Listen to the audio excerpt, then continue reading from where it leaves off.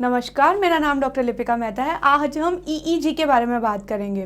तो जब हम ईईजी के बारे में बात करते हैं ना, तो हमको ऐसे बहुत डर लगता है कि जो इलेक्ट्रोएन्सेफेलोग्राम है, जो ईईजी है, उसमें तो हमको करंट लगने वाला है और दिमाग में एकदम करंट लगा देते हैं कैप की, और फिर हमारी बॉडी में कुछ होता है। ऐसा कुछ नहीं होता है। ईईजी एक बहुत अच्छा 15 से 20 मिनट का टेस्ट है। ये कैसे होता है, ये क्या होता है, आपको कौन कौन से प्रिकॉशन रखने हैं इसको करवाने के लिए, और साथ में अब हम यह भी जानेंगे कि इससे हमें पता कैसे लगता है कि ये नॉर्मल है कि एबनॉर्मल है। ठीक है, तो सबसे पहले शुरुआत करते हैं कि ईईजी है क्या, इस टेस्ट में क्या होगा हमारे साथ और यह क्यों किया जाता है।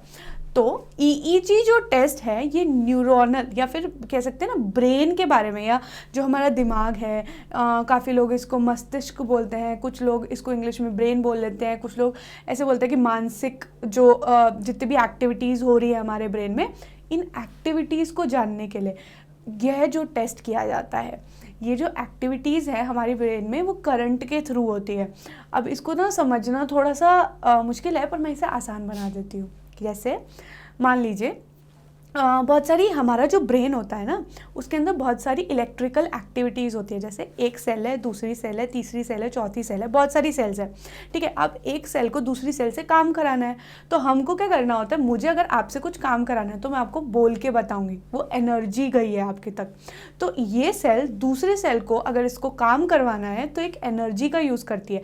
वो जो एनर्जी है क्या है, वो इलेक्ट्रिकल सर्किट एनर्जी है, मतलब कि इलेक्ट्रिकल एक्टिविटीज़ होती है हमारी ब्रेन में, ताकि एक जो सेल है वो दूसरी सेल से कनेक्टेड रह सके। ठीक है, जो यह इलेक्ट्रिकल एक्टिविटी का जो काम हो रहा होता है ना ब्रेन में, यह चेक करने का काम किसका है, ईईजी का। समझ में आया? वापस बता रही हूँ इसको थोड़ी और सिंपल भाषा में।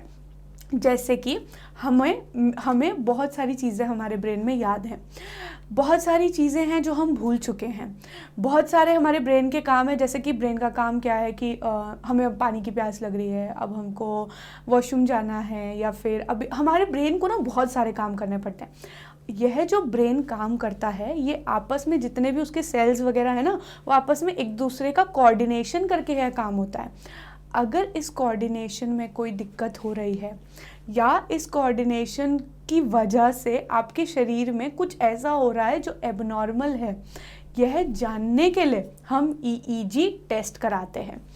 जो यह टेस्ट है वो यूजुअली ऐसे लोगों में कराया जाता है जिनको एपिलेप्सी या सीजर्स की प्रॉब्लम होती है। अब एपिलेप्सी और सीजर्स क्या है ये भी तो जानना है। तो एपिलेप्सी मतलब मिर्गी। जैसे हम काफ़ी बार देखते हैं कुछ बच्चे होते हैं, कुछ समय के लिए एकदम से उनको मिर्गी का कुछ दौरा आता है, या फिर हम बोल देते हैं कि इसको एकदम से पता नहीं क्या होता है, लेकिन फिर ये बेहोश हो जाता है, या एकदम से ये कुछ समय के लिए कुछ चीज़ें एकदम भूल जाता है। तो जो एपिलेप्सी और सीजर्स की कंडीशंस होती है उसमें यह किया जाता है टेस्ट। दूसरा यह टेस्ट ब्रेन ट्यूमर्स की में किया जाता है। अगर मान लीजिए आपका ब्रेन में कुछ भी ट्यूमर है और ट्यूमर लाइक एक्टिविटी है, तो उसमें क्या होगा कि जो सेल्स है वो आपस में करंट ज़्यादा जनरेट करेंगे।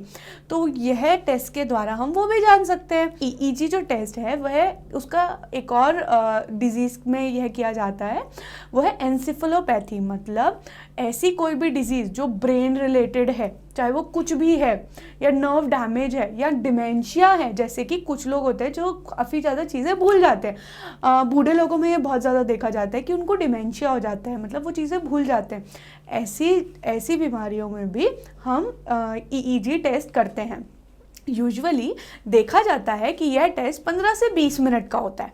अब हमको अब ये टेस्ट कराना है, अगर ये डॉक्टर ने एडवाइस कर दिया है और अगर हमको ये टेस्ट कराना है ना, तो अब हमको यह भी तो जानने की ज़रूरत है कि इस टेस्ट को करते कैसे हैं और उसके लिए प्रिपेयर कैसे होना है, और अब हमें क्या क्या प्रिकॉशन रखने हैं कि ये जब टेस्ट होने वाला है। ठीक है, तो सबसे पहले इस टेस्ट को के लिए आपको प्रिपेयर होने की एज सच कुछ बहुत बड़ी ज़रूरत नहीं है।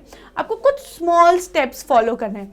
जैसे कि क्योंकि ये टेस्ट मैंने क्या बताया, ब्रेन का है। ठीक है, अगर मान लीजिए कोई टेस्ट ब्रेन का है तो चीज़ें कहाँ पर लगेंगी, वो ब्रेन पे या स्काल्प पे लगेंगी। और चूंकि ब्रेन जो होता है वो स्काल्प मतलब हेयर्स के, और जो हेयर्स के नीचे वाली जो स्किन होती है उसके अंदर होता है। तो जो इलेक्ट्रोड्स होती हैं, जो एक कैप होती है या फिर एक इलेक्ट्रोड्स जो होती हैं, मान लीजिए एक ऐसा एक कुछ छोटा छोटा इलेक्ट्रोड्स होती हैं, छोटी छोटी, वो क्या करती हैं आपके ब्रेन के ऊपर चिपकती है, या आपके ब्रेन नहीं आपके स्काल्प के ऊपर चिपकाई जाती हैं।